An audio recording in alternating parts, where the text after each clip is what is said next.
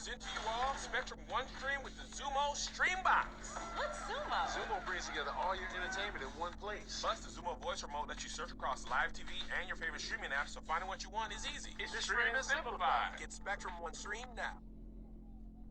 Take charge of your drive behind the wheel of a 2023 EV6. The EV6 is a smart and spacious all-electric crossover that can seat up to 5 and will keep you on the move with DC fast charging that lets you go from 10 to 80% charge in just 18 minutes. Plus, the EV6 looks as remarkable as it performs. Click now to view our inventory.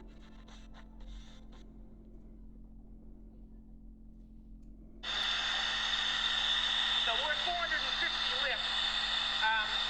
I want to run a 500 lift cam. So we're right there at the 500 lift, which is flowing 156 CFM. And I run it up to 550 just to see if it changes. And usually what I found, you can see right there, I actually lost 3 CFM because the valve is too close to the cylinder head. So with the valve being too close to the cylinder head, you're actually disrupting the flow over the head. Right. And what else I found that where I made actually my largest leap in flowing, this little stack, when I was first flowing, I couldn't really get over 130 CFM, 133, and I couldn't understand why. So the first thing I did is I took a little piece of pipe and cut this piece of pipe and put it on the intake manifold like this, and I got 4 CFM immediately. And I said, oh, okay, because the air is too disrupted down the tube. So then I ended up making this pipe, which is 1.67 inches, which will be the runner diameter that we're gonna run. So, and I tapered it, I used the goop, actually dum-dum, to bond it and to fill the little bit of the void because the port isn't quite that big. And this has been my best design so far for CFM. I did try to get something that would stand up, because it would be easier to build an intake if it was standing up. But because we're turning the air, unless I can put more of an arch here, I split it and widened it, and it didn't help. So unless I can put more of a belly in here, it slows the air down, because every time you turn the air, This works better. that's the best so far. And what we might end up doing is just building the base plate, having a runner, and then just put a second plate right here with the tube sticking into it, and build the box to put the carburetor on. What got me into hot rodding is probably about 6 years ago. I wanted to build a motorcycle. So I went to welding school at night, learned how to weld.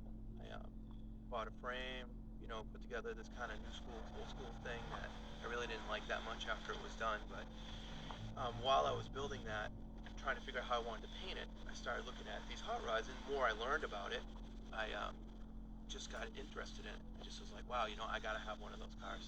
I need to have a traditional hot rod.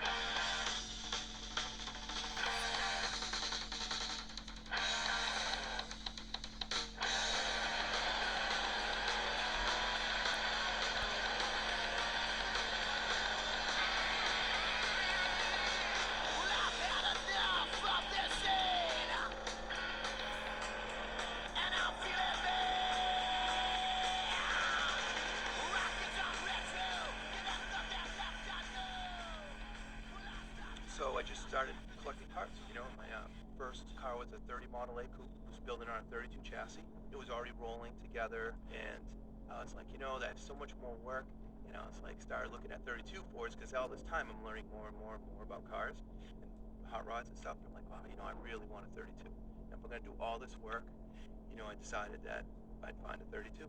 The Pines Winterfront was a pretty rare option in 32, basically made for the cold area climates, so you can shut the louvers and let the motor heat up. And that's basically what it was, and they're pretty, from what I understand, what I hear from people, that's definitely probably one of the rarest 32 options that you come across. So I was pretty happy to get it. The motor came from a local junkyard here, Blanchard's Junkyard. It's a 59A. It has a Merc crank. It's been bored over. It's 276 cubic inch. It's got stainless valves. It's got a Latirio L100 cam. Johnson lifters. It's got a Leighton flywheel, Auburn clutch.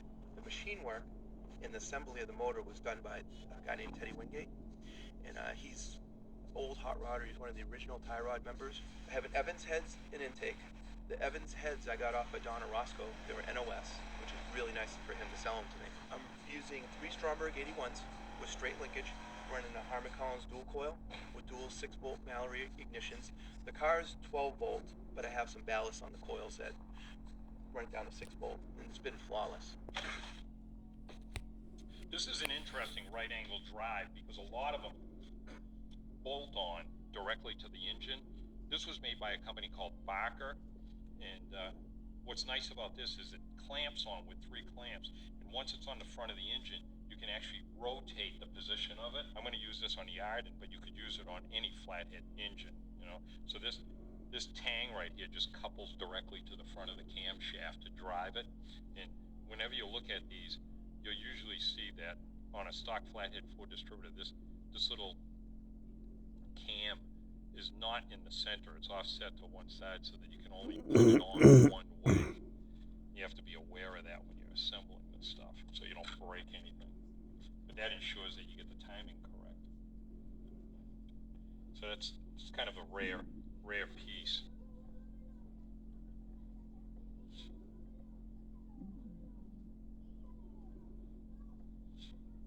This particular blower is set up for a flathead Ford. It's an original Scott set up with 2 Stromberg 97 carburetors. I have all the original Scott pulleys, including the original crank pulley, which has got the steel hub inside the aluminum pulley, which is a nice piece. That'll be going on the crank. This particular part was also offered by them, and it's the generator mount, which you very rarely would see. But this generator mount would attach to either side of the cylinder head and bolt up over here, and then you could put your generator inside this bracket and drive it, you know. So it's a really nice piece to have if you've got a Scott blower and you want all the right parts for the setup.